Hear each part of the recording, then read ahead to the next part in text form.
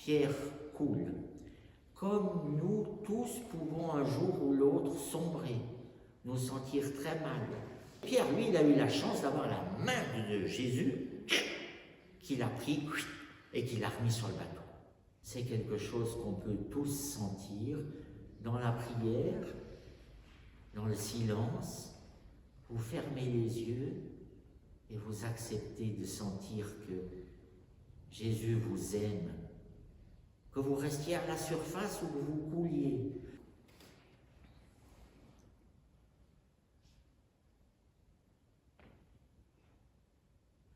Je ne sais pas comment c'est pour vous, mais moi je trouve que dans la vie, il y a vraiment beaucoup de hauts et de bas. Et il y a des hauts très hauts, et il y a des bas très bas. Il y en a qui croient que quand on est croyant, ça c'est fini. Et qu'avec Dieu, la vie devient vraiment un tapis rouge.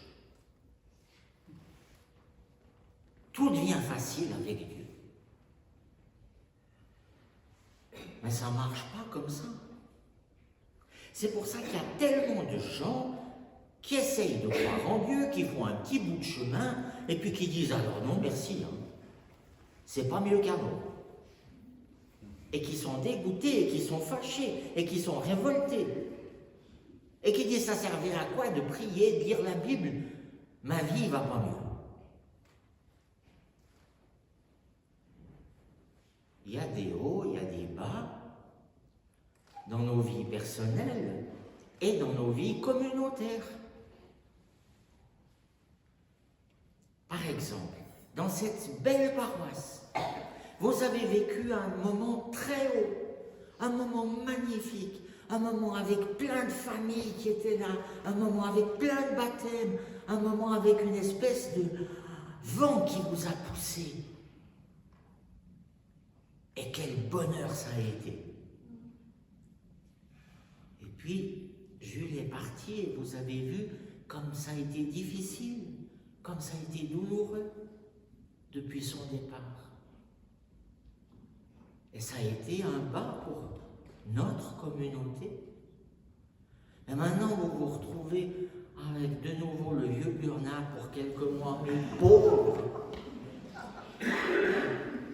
On va attendre le prochain haut ensemble. Il y a des hauts dans nos vies communautaires et des bas dans nos vies communautaires, et alors dans nos vies personnelles, ça va encore beaucoup plus vite. Ça ne se passe pas sur des mois, ça se passe en quelques heures. On peut être bouleversé de joie, content, radieux, et 5 minutes après, on se trouve au fond du trou, parce qu'on vient d'apprendre que la présidente du conseil de paroisse, Jacqueline du Lucas, est morte, ou qu'un de nos cousins est mort, et alors on est découragé. Et on dit, mais comment Dieu a pu permettre ça? Ou bien, on est à la maison, on s'ennuie parce qu'on est tout seul tout le temps. Et tout à coup, on a sa petite fille qui vient nous rendre visite. Ah, ça c'est un moment, c'est un rayon de soleil. Et puis quand elle s'en va, on est aussi malheureux qu'on était heureux quand elle a sonné à la porte. Voilà, c'est comme ça la vie. C'est comme ça la vie, avec des moments où on se sent abandonné. Il y a des moments où on ne comprend pas ce qui nous arrive. Eh bien, c'est normal, c'est parce que vous êtes des mammifères. Et moi aussi, d'ailleurs.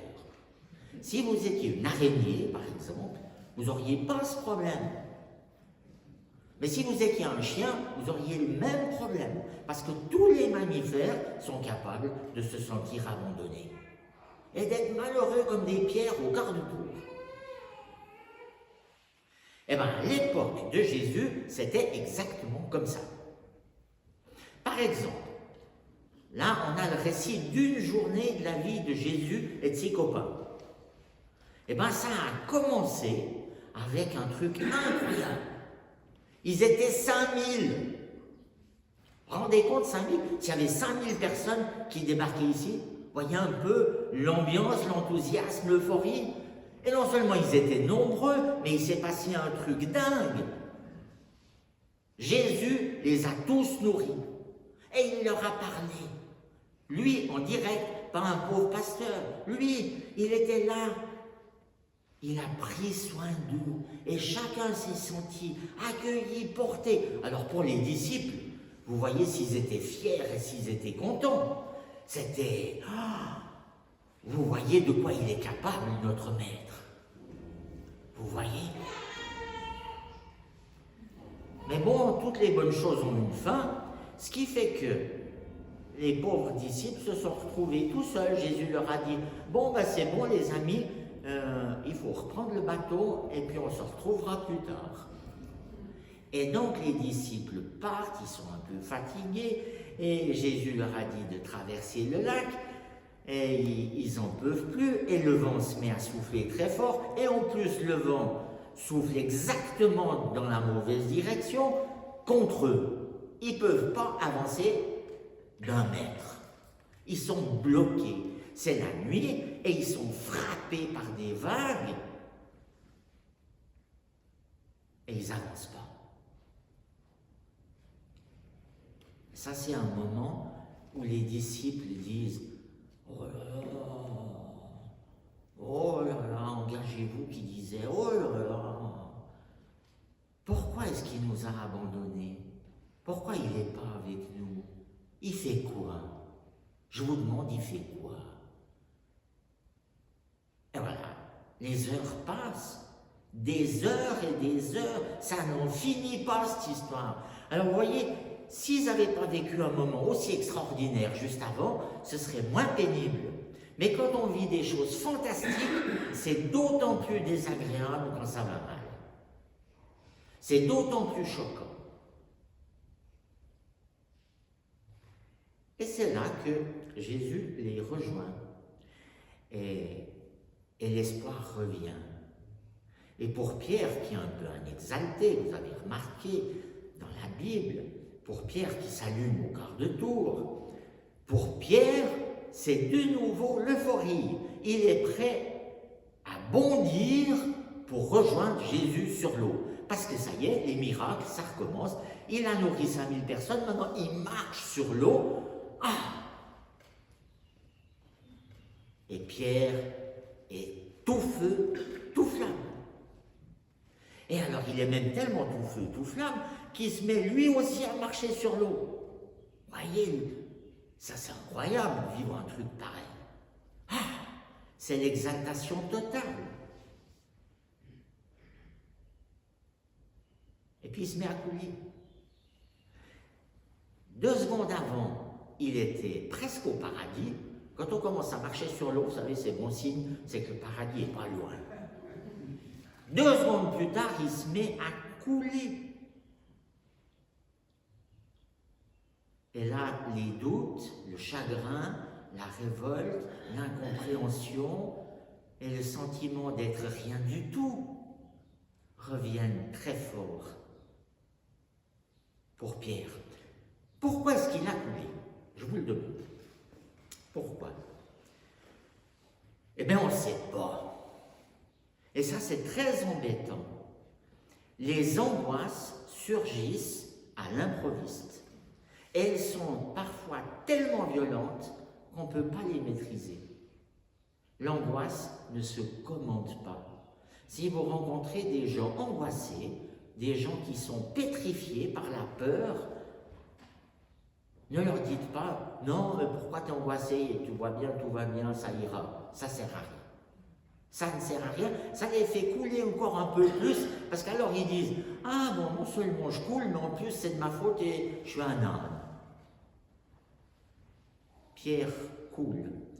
Comme nous tous pouvons un jour ou l'autre sombrer, nous sentir très mal, perdre pied, être traversés par les larmes et s'enfoncer dans la mort. Je dis dans la mort parce que dans la Bible, l'eau, c'est la mort. Oui, évidemment, L'eau, c'est aussi très joli, ça fait pousser des fleurs, ça nous permet de nous laver les dents, et puis c'est très bon, on a besoin, ça constitue notre être. L'eau, c'est formidable. Mais l'eau, c'est aussi l'occasion des noyades, c'est l'occasion des disparitions, l'occasion des bateaux qui sombrent. L'eau, depuis la naissance de l'humanité, et c'est quelque chose dont on a très peur. Et dans la Bible, il y a beaucoup d'histoires de rencontres des êtres humains avec l'eau.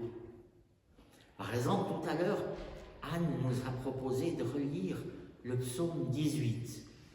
Ah, c'est Vincent qui a fait cette merveilleuse lecture du psaume 18 dans la version de Stade Rougier. Le psaume 18, il raconte l'histoire d'un homme qui a coulé avant Pierre et qui s'appelait Jonas. Il a coulé exactement comme Pierre et il a été ressorti de l'eau, presque comme Pierre. Lui, il a fallu un petit détour par une baleine ou je ne sais pas qui, mais voilà. Tandis que Pierre, lui, il a eu la chance d'avoir la main de Jésus qu'il a pris et qu'il a remis sur le bateau. Voilà. Ça, il a eu de la chance, hein, Pierre. Des fois, quand on est des exaltés, des fois, quand on n'est pas très raisonnable, il y a aussi des primes. Pierre a eu une prime magnifique d'avoir senti en direct la main de Jésus. Ce n'est pas un privilège, c'est quelque chose qu'on peut tous sentir dans la prière, dans le silence.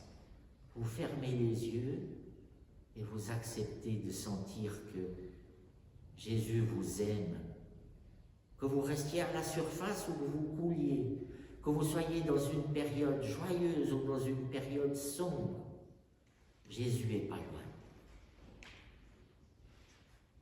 Qu'est-ce que vous allez retenir de cette lecture biblique? J'ai lu ce texte l'autre jour à un groupe d'enfants.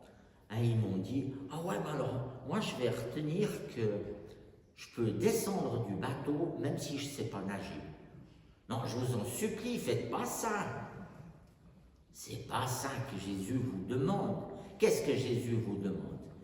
Jésus nous demande de comprendre qu'il n'est jamais loin.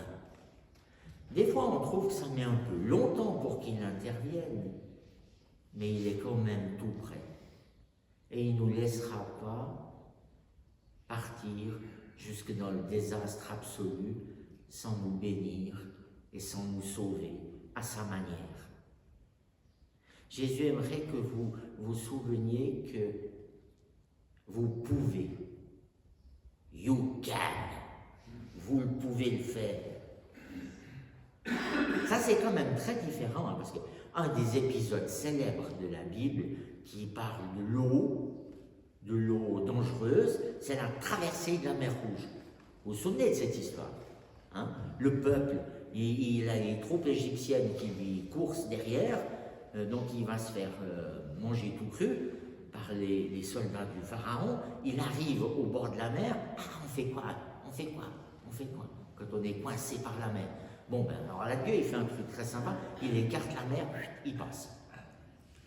Ça, c'était dans l'Ancien Testament, ça marchait bien. Parce que dans l'Ancien Testament, Dieu fait les choses de façon collective.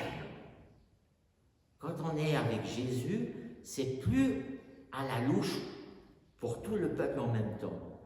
C'est du travail personne par personne. Jésus s'occupe de vous individuellement. Et il est capable de vous sauver et de vous permettre de sentir qu'il vous aime et que vous êtes dans sa main, même si personne autour de vous ne le sent.